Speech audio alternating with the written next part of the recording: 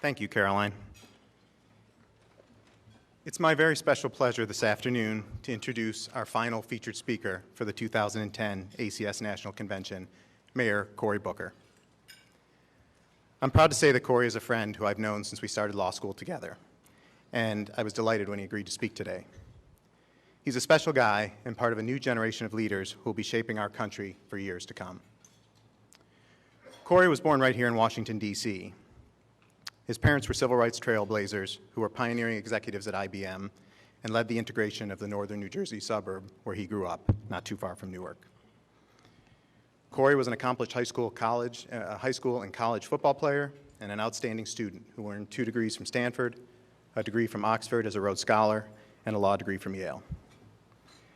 This impressive biography, though, doesn't fully capture what makes him so special. Among the many qualities that really set him apart are his vision, his perseverance, and his creativity. From the time we first met, Cory always had a clear vision of Newark, which is a city rich with potential and resources, and that has a proud history carried forward by strong residents. Like so many other people, I came to see the city the same way when I moved to Newark in 1998 to work with Cory, shortly after he was elected to the City Council. He can see this vision clearly, he always has, and he never loses sight of it, which has always been to the benefit of the residents of Newark. Cory has also persevered through some pretty tough conditions to help bring change to Newark, including the community where he first lived after law school. For many years, he lived in Brick Towers, which is one of the toughest buildings on one of the toughest streets in one of the toughest neighborhoods. It was surrounded by drug dealing and violence. People used to criticize him for living in a penthouse apartment on the 16th floor of Brick Towers. But the truth of the matter is that meant he had to cut through the drug market and walk up 16 flights of stairs because the elevators were always out of service. And suffice it to say, when I made plans to meet him, I would always make plans to meet him on the street. But he spent his entire time there highlighting the problems at Brick Towers and eventually bringing significant change to the neighborhood. Since becoming mayor 4 years ago, Cory's creativity has come out in the policies he's pursued in Newark. He started new and exciting development in the city, brought the green revolution to Newark, and sought out the best people and ideas to improve public safety in the city, including patrolling himself until all hours of the night with his security detail. And I think they're here and they'll actually attest to that. All of these initiatives have led to dramatic changes in Newark. I think you all will see that and much more, just like the people of Newark did when they elected him to a second term on May 11th. So please join me in welcoming Mayor Cory Booker.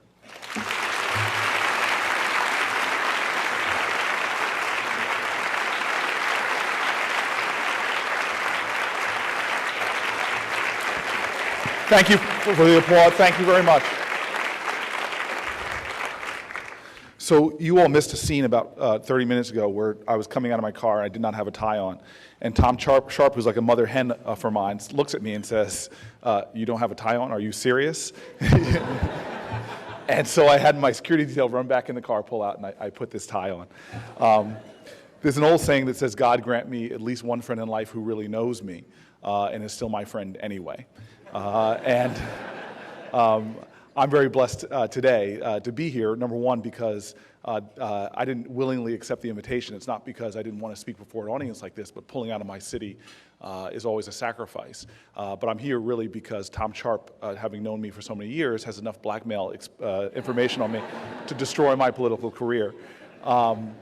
But I tweeted out about 2 weeks ago, or maybe less than that actually, just a few days ago, and I accredited it to Joe Cocker. And the wonderful thing about the Twitterverse is people jump on you if you make any mistakes.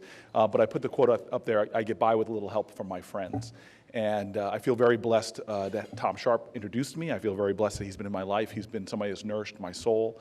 I'm very lucky at the table is also a young lady who I've met recently, Cynthia Ryan, who is another one of those angels that come into your life and remind you that amidst all the battles and all the fights, and this has probably been 2 of the more grueling months since I've been in elected office, I have not been sleeping, really suffering from a severe case of insomnia. And those who do follow me on social media, you'll see me tweeting out at 3, 4 o'clock in the morning because I've got nothing else to do at that point, but desperately try to sleep. So many confluence of things, and in a job like mine, you get, like we had last week, a great senior citizen leader, now becoming very elderly, who's had PSE&G shut off her gas and electric, and because she missed a $200 payment. And $200 to a large corporation like that probably isn't that much they're going to miss. But we had to, next thing you know, stop everything to help someone like that. You have people standing in front of your office in the morning with tears in their eyes saying they lost their job and they can't afford to pay their kids' tuition. And if they can't afford to pay their kids' tuition to a private school, their kid will have to go back into a school that the White House and Secretary of Education and others have put on a list of having really no heartbeat, no education really happening for 8-9 years. You have people every day that come at you, but then you have the larger things like elections that have to be won, money that has to be raised. You have budget realities that in the United States of America right now are putting cities in a position of making gut-wrenching decisions. I announced over this last week that we might have to lay off up to 1,000 city employees into the worst economy there is.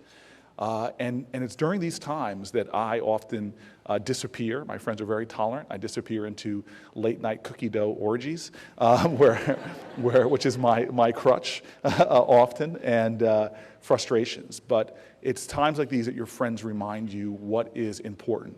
That even though you're not returning their calls or their emails, that they're still there for you, and that you're not alone in this fight. In fact, it's your friends often that put things in perspective. Now, I'm very lucky, as I said. I have a life full of friends like Tom and Cynthia. I have a family that is relentless with their love and their understanding. As fact, as I came down here, my parents just flew in, and my mom and dad are so much a part of who I am.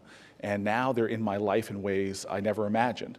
My mom is in my personal life more than ever as a 40-year-old single guy.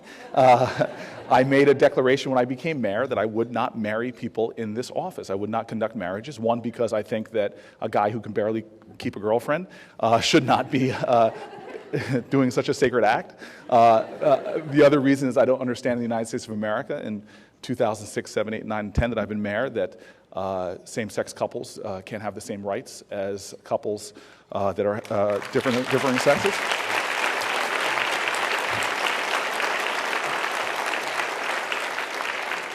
But my mom, whenever she would hear a speech like this about saying, I, Mayor Cory Booker, will not marry people, these are my noble reasons, she'll be like, Cory, I just want you to marry one person, please.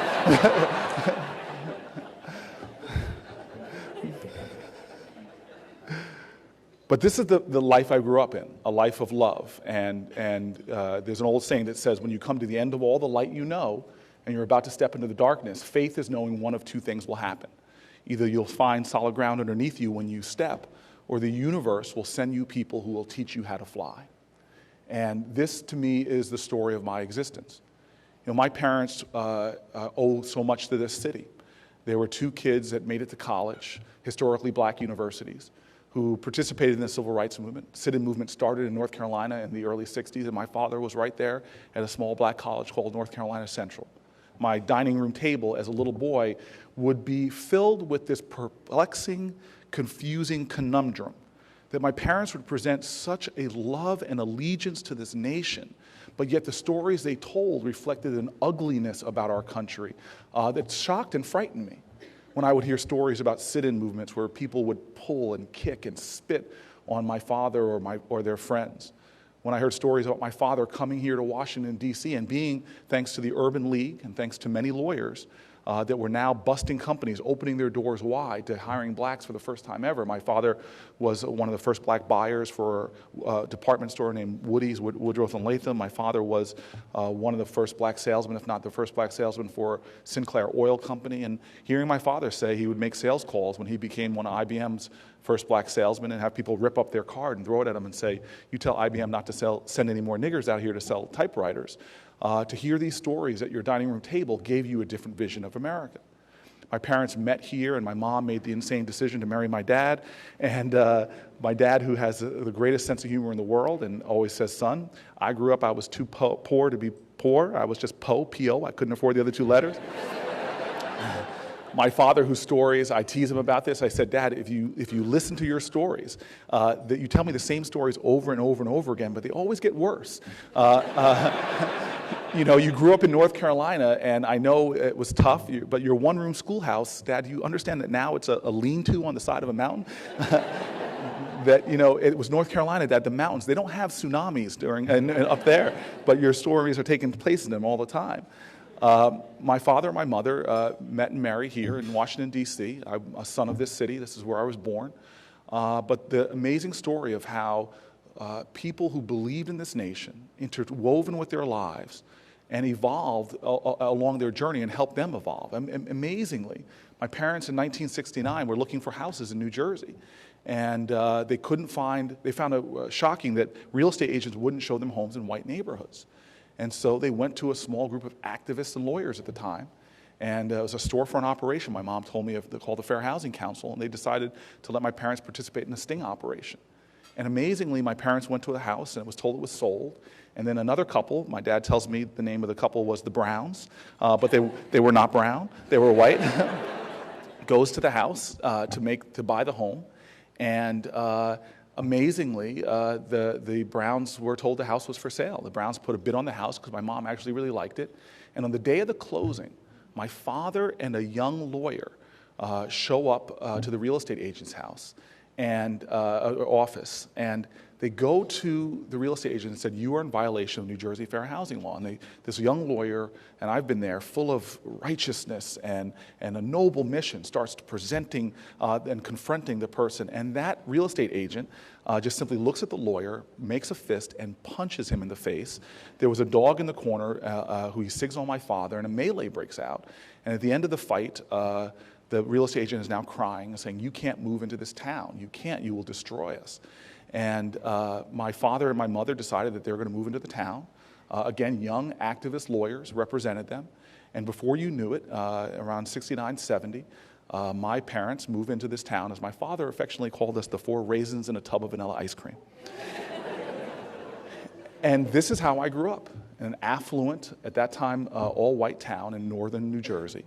And I sat around a table where pictures of Thurgood Marshall were apparent in my house, where the poetry of Langston Hughes filled my ears as bedtime stories, where busts of presidents like John F. Kennedy sat there watching me eat my eggs in the morning.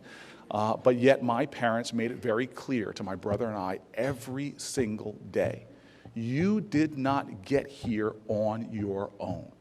All the privilege that you have, young man, was paid for by someone else. You drink deeply from wells of freedom and liberty that you did not dig. You eat lavishly from banquet tables that were prepared for you by your ancestors. You have an obligation. You have a burden, a righteous, glorious burden, because this nation is not finished. We have so much work to do. And so this was the charge of my brothers and my life.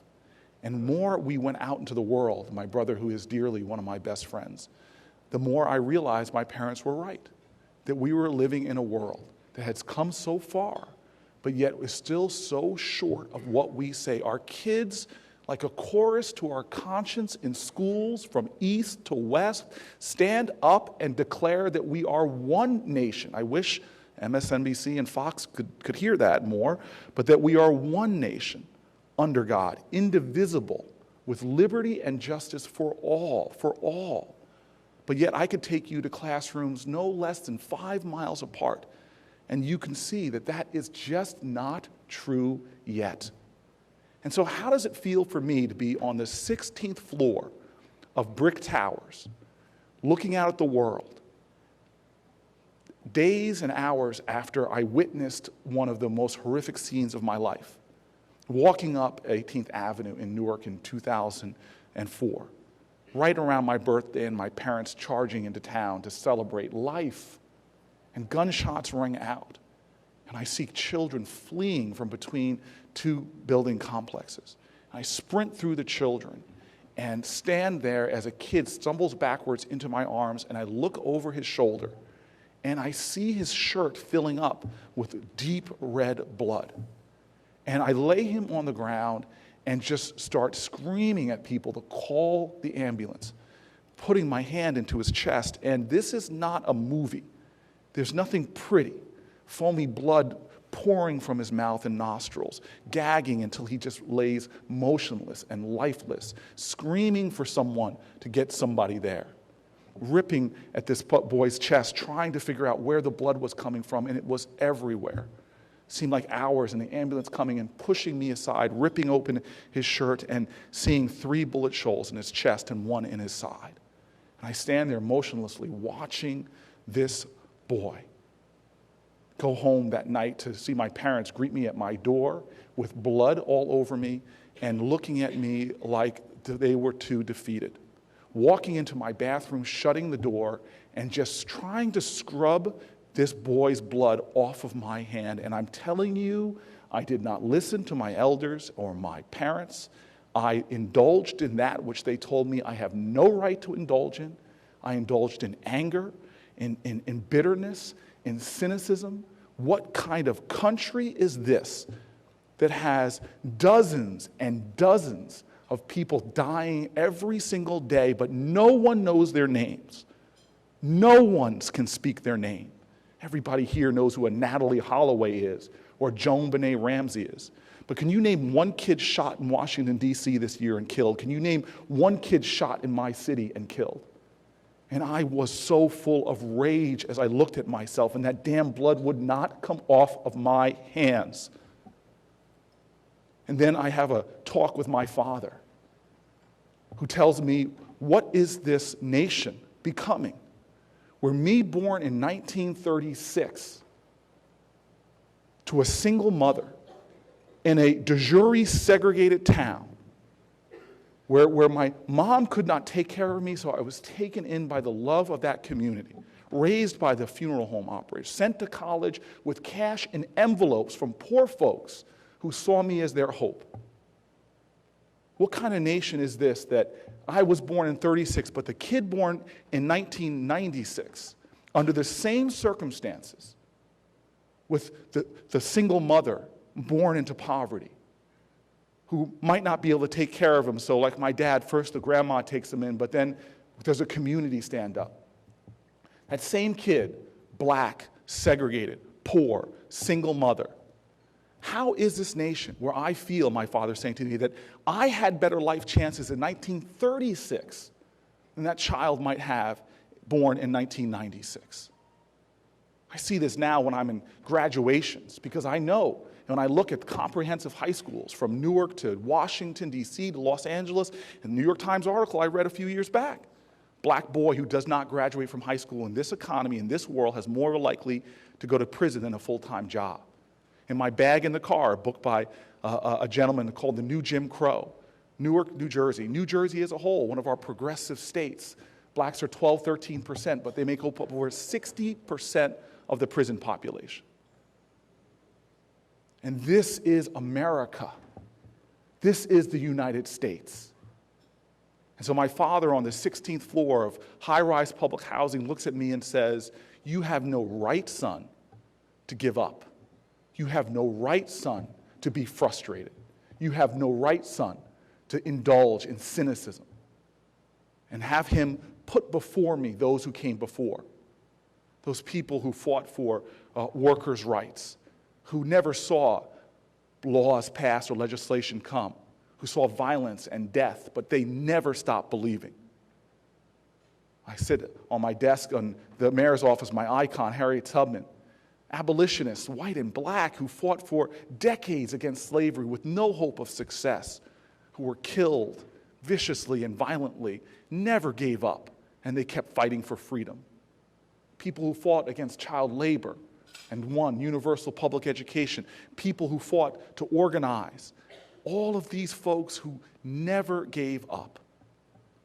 And so I stand today to tell you, actually, after 4 years of being mayor of Newark, New Jersey, that my father's wisdom is right. We have more power than we imagine. Alice Walker says the most common way people give up power is not recognizing they have it in the first place. I've stood in Newark now and seen how good people can come together and create revolutions. We sat in my office, and I'll never forget some generous political advice folks gave me. Now, best of political advice I ever got, hands down, is from a dear friend of mine named Michael Bloomberg, who said, "Cory, you should become a billionaire first and then go into politics." The man is a genius. And he's actually doing tremendous things for our nation, and I do love him. But I'm now a newly elected mayor, and folks come into my office, and they sit there, and they say to me, don't raise expectations. You're talking too boldly out there. You're setting yourself up for failure. I remember a guy came in to me with the best criminologist. I'd love to have his bank account, and he gets paid millions of dollars to consult around the globe. And he says to me, what you're talking about can't be done. You should be content with 10, 15, 20% reductions in shootings in your city. But you don't say to people you can do revolutionary things. You're setting yourself up for failure. I remember him leaving, and in my heart of hearts, I said, wait a minute. James Baldwin says this at the end of The Fire Next Time. I know what I'm asking you is impossible, but in today's day and age, the impossible is the least we can demand. For human history is, after all, American history is, after all, and Negro history is, in particular, a perpetual testimony to the achievement of the impossible.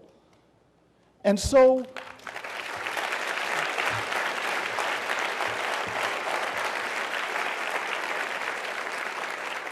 who are we to content to crawl forward when we were born to fly? And so I turn to my staff and I say, no. I said, the justice that is being demanded by neighborhoods and communities all around our country cannot content themselves for incremental change. You tell that desperate parent to wait another 4 years for the next school reform effort to come in and let your child graduate from 8th grade, damned to mediocrity at best. We have no time. And so we went out and did the obvious things in our police department that should have been done. We did what managers should do. You know, I walked into my police department and I chuckled because to me it looked like a scene from Barney Miller. I saw people hunched over typewriters using ribbons. And I remember the guys telling me that, oh, we got to take the ribbons out of the typewriter when we leave because if we come back, the ribbons won't be there. And I said, really? We don't have enough ribbons for typewriters that belong in the Smithsonian? No. And I said, so you're telling me your uniform, you carry around your gun, your bullets, your badge, your typewriter ribbon? And they're like, yeah. And so we came in and made obvious changes. Like, I could not believe by union contract the detectives in my gang task force worked Monday through Friday, 9 to 5.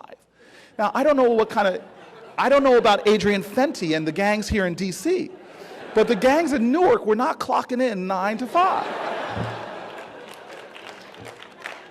So we had to make change, and we had to be unrelenting, and we had to be demanding, but that was not enough to make the change that we need to make. We as a people, especially in cities like this, where it becomes so much about right or left and demonizing the other side, I am telling you right now, I have come to a profound conclusion, at least for me, that my problem is not a Republican. My problem is not the vitriolic words that spew sometimes from the mouths of a Rush Limbaugh or whomever. My problem is the deafening silence and apathy of the so many people who should be in the game but that believe that our democracy is a spectator sport and that they could sit in a state of sedentary agitation and get all upset about what they're seeing, but not get off of their, and this is an Italian word, not get off of their tuchuses and do something about it. This is the challenge.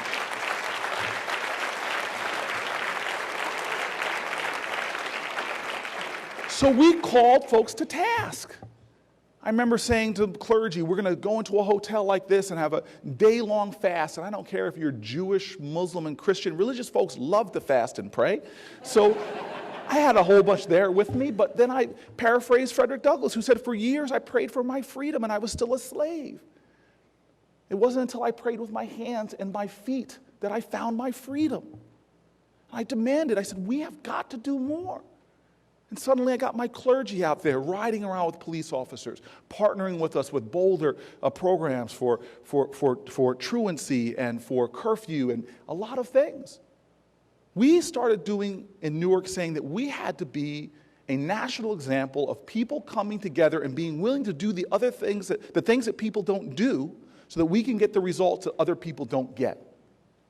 And everybody, I called my foundations together, and somebody remarked, Prudential hosted us, and somebody remarked when we were in this meeting at Prudential, this is the first time we've ever gotten together. And I said, wait a minute, You all are giving millions and millions of dollars, but we haven't even talked about common ideals and a common agenda and a common vision of our city and of our nation. We called the legal community together, and they, in my 4 years, have been the heroes, from law students to senior partners in firms, helping us do things that now the rest of the country is paying attention to. Look, right or left, we all have to agree that we waste billions of dollars in our economy warehousing human potential in the land of the free in places called jails. We have to agree.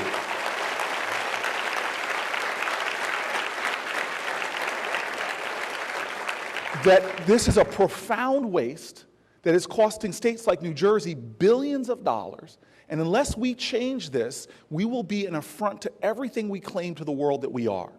And so we said we are going to find innovative ways of doing this, making change, because recidivism rates nationally well into their 60s, that's ridiculous. So we called law firms together. We did a little research and found out actually one of the main reasons guys recidivate is because of technical parole violations. And we said this is actually legal entanglements. Guys are coming out and they can't get ID, they can't get their driver's license, they have warrants out for their arrest, for parking infractions in other towns. That as soon as they're stopped, the next thing they know, parole violation, they're stuck back in the system, it's senseless. So we called all our law firms together and said, let's create the nation's first pro bono legal project for ex-offenders. We'll call it the Reentry Legal Services, all pro bono, R-E-L-E-S-E, release, and let's see what happens. And I don't think all the firms immediately got it, but it didn't take more than weeks for people to say, wait a minute, we're liberating entire families, we're liberating their economic potential. We're helping good people who don't want to go back but are stuck without options and therefore making bad choices. We've served well over 1,500 clients now, and it is a roaring success. We asked other people to come forward. Let's try to radically change this. Let's take a control group and try to create a radical change in recidivism rates. So if you pick up this weekend's USA Today, you'll see them highlighting something that happened in Newark, New Jersey. You know, I thought that even though I can't relate to it much to my parents' chagrin, that probably one of the largest sort of motivators for human beings is to take care of their kids. And so we said there's these men coming home, and let's organize them around that desire to be great dads. It actually was an idea that came to me during Father's Day, during the presidential campaign, and I saw right and left people offering platitudes about men raise your kids. Such an easy thing to say. Personal responsibility, take care of the kids that you create. But we don't understand something. There's never been this idea of rugged individualism in this country where individuals pull their family. We're all here because of our interwoven nature, that we lean on each other. I'm here because somebody didn't stand up and say, raise that child, Cory Booker, because people stood up and were there for my father and there for his mother. And so we said, let's get these guys together and ask them, do you want to be great fathers? And they said yes. And I said, well, we're going to start a program that empowers you when you come home to prison, not to get a job or stay out of jail, but to be the greatest dads ever. And we put them together. First we said we're going to create a fraternity around it. I was never in a fraternity, but this one sounded great. We call it Delta Alpha Delta Sigma, dads. And then we partnered them with mentor fathers. It's ridiculous in the United States of America. Ridiculous that there are tens of thousands of young people waiting to be mentors. Ridiculous that for the time that you all spend, and I know somebody in here does it, watching Jersey Shore or The Real Housewives of New Jersey. I know you all like your Jersey shows. But for just 4 hours a month to be a mentor. I remember as busy as I was in law school, I remember doing that. Oh, you should be a big brother, big sister program. I'm a 1L, I can't do it, I got so much going on. And you know what? I got shamed into doing it, and it turned to be one of the best experiences of my life with young Tavon Green. So we said we'll partner adult dads with other adult dads who have had experience with that, and they'll help each other. We created mentoring, we created group activities, we created parenting classes, we got them suits from Men's Warehouse, and before you know it, we're now approaching our third year. Recidivism rates are kept on 3 years. This program featured in USA Today this weekend, a great video on the web about it. is now got recidivism rates of 3%. So we said in Newark, I could scream into the darkness about every child that's shot, or we could step up and realize that life is not about the big speech, the big election. It's about individuals getting up every single day, doing what's required of them and expected of them, but also giving small acts of kindness, decency, and love that over a lifetime, or actually now I'm seeing shorter than that, over weeks and months, add up to radical change. Lawyers, young lawyers came up and set the first community courts in New Jersey, in Newark. Unbelievable. We got people to say that we're not going to criminalize our kids and stick them in prison for doing things that some of us did in college. We're going to give them alternatives to detention, tutoring, mentoring, and be there for them when they start. The lawyers in my community, activists, individuals stepping up are creating in Newark one of the greatest test tubes for innovation in our nation right now. And the results speak for themselves. 2004, I was broken. 2010, we've now cut the shooting rate in our city 50%. What this man told me we couldn't do, told me was impossible. And so, I know here in this conference, we are right to be engaged in what's happening in federal government. We are right to be engaged in what's happening with Supreme Court appointments or other larger issues, but we are in a city, and just miles away from here is my father. A kid that's born to a single parent, a kid that is born in a segregated reality. My father is here in this city.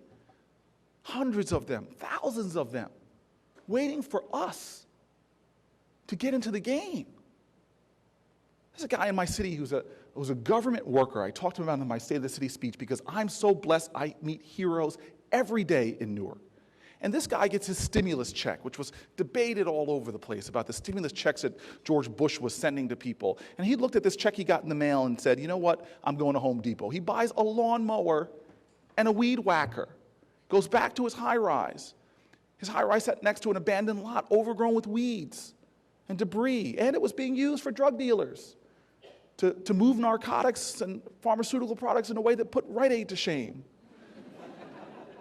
And he took his lawnmower, went right out into that lot and started mowing it and weed whacking it day after day, getting up and just doing one small act, hour a day.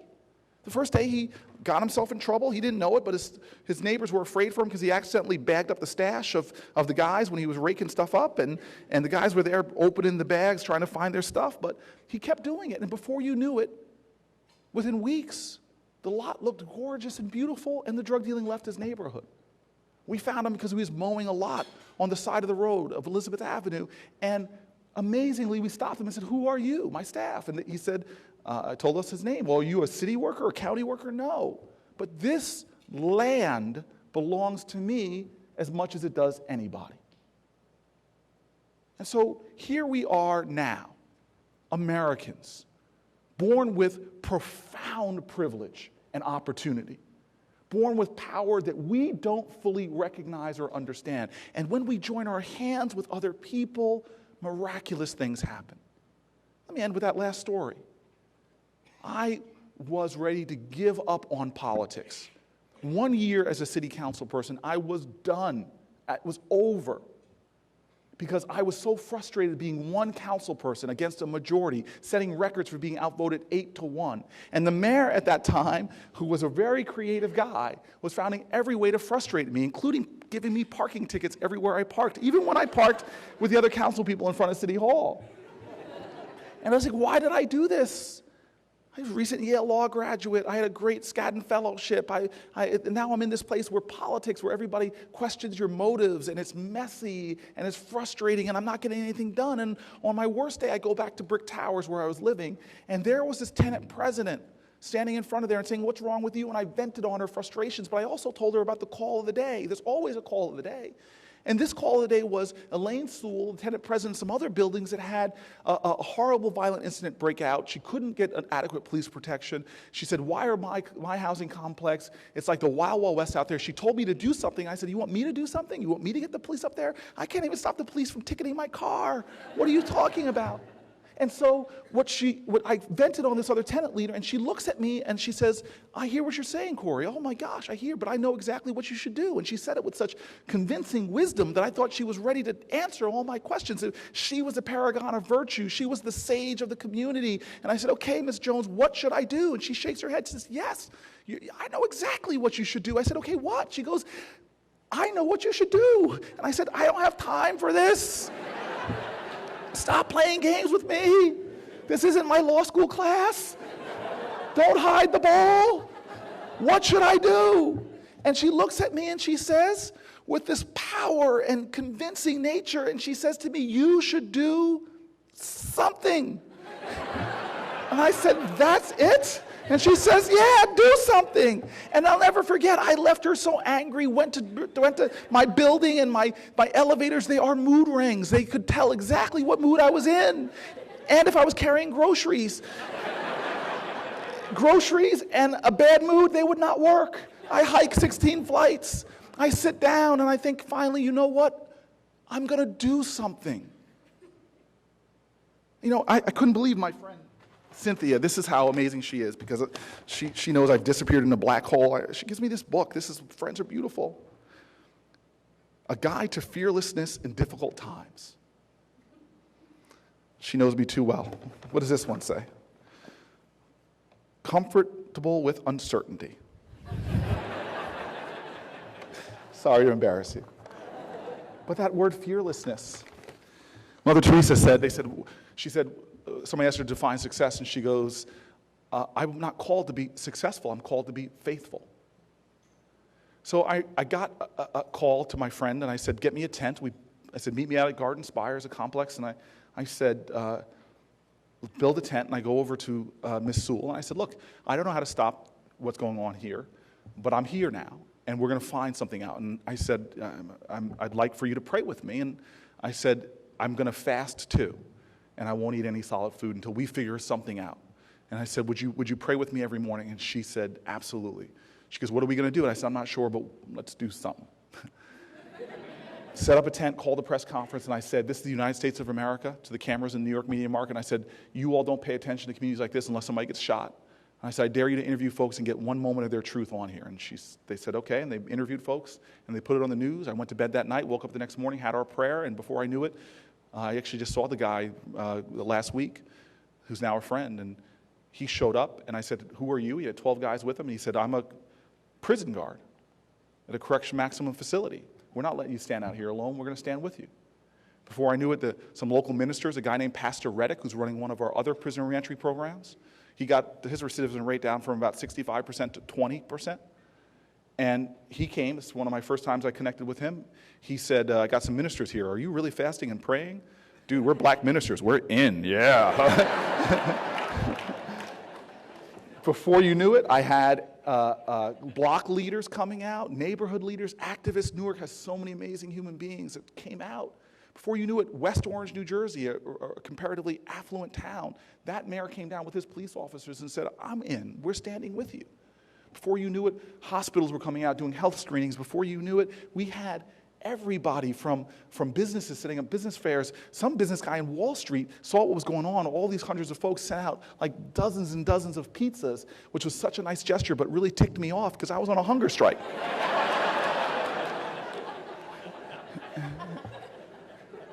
College students with us, amazing, bizarre, fantastic. 10 days later, we're having meetings with drug dealers late at night to talk about what's going on with them, meetings with the owners who put money into fixing the building. Finally, the mayor, at that point, my political adversary, comes out with his whole staff. It looked like a boxing arena. Everybody was surrounded. He and I met in the middle. He had these prepared remarks, and I just walked over to them, and I hugged him with everything I could. I wanted to love him to death. And then he lets go of me. Somebody took a picture of that hug, put it on the front page of a section newspaper. He puts away his prepared remarks, turns to the crowd and says, this is going to end. I'm going to build a park right where we stand because kids in this neighborhood have nothing to play, nowhere to play, and I'm going to leave police out here. Now, I'd like to say that's the end of the story. It was a success, but it wasn't. It wasn't. The mayor never built the park. Police were out there for a while, but they went away and shootings came back to the neighborhood. I am proud to say that I'm mayor now. I built a park. We built a daycare center. We bought a mini police precinct out there. But that's actually not the point of the story. Where I want to end today, and Tom's mad at me because I've talked too long, where I want to end is what happened after that. Tent came down, mayor left, and we stood there for a final prayer. And this was my transformative moment in American politics. I was a councilman in my second year, and I joined hands to pray with a bunch of folks. And there were believers and there were non-believers. There were Christians, Muslims, and Jews, imams, rabbis, priests, and ministers, and folk from the community, and we all held hands. And at that moment, I'm telling you, it may have been me delirious from 10 days of not eating, but it was the strongest I had ever felt in my life. I was connected to people. I wasn't alone, isolated, fighting in my little cubicle of the world. I was a part of something. I didn't have the answers. I didn't have the solutions. Change, in many cases, came quicker than I thought, and in this case, didn't come as quickly as I thought. But we were standing as a community. Folks started praying in different languages, Spanish and Hebrew, Arabic. But as I stood there, again, it could have been in my delirium, I heard the words of our ancestors.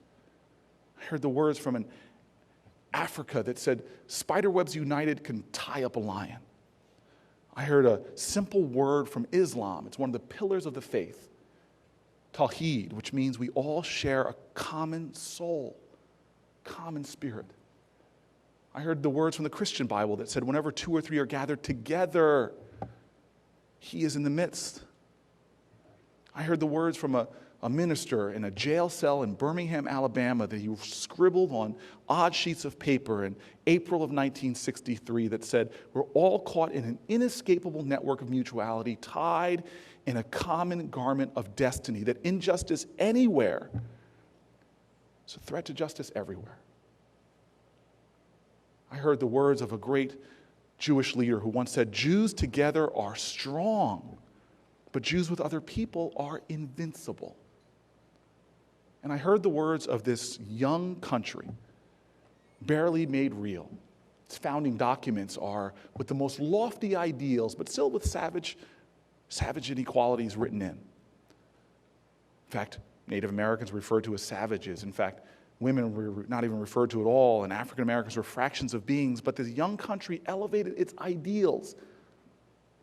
And ordinary American after ordinary American made true on those ideals, a bolder and richer democracy. And those words, the hallmark of that nation, those 3 Latin utterances rang in my ear. E pluribus unum. And so I stand before you all, and I realized we may not know each other, but we are connected in ways we don't fully understand.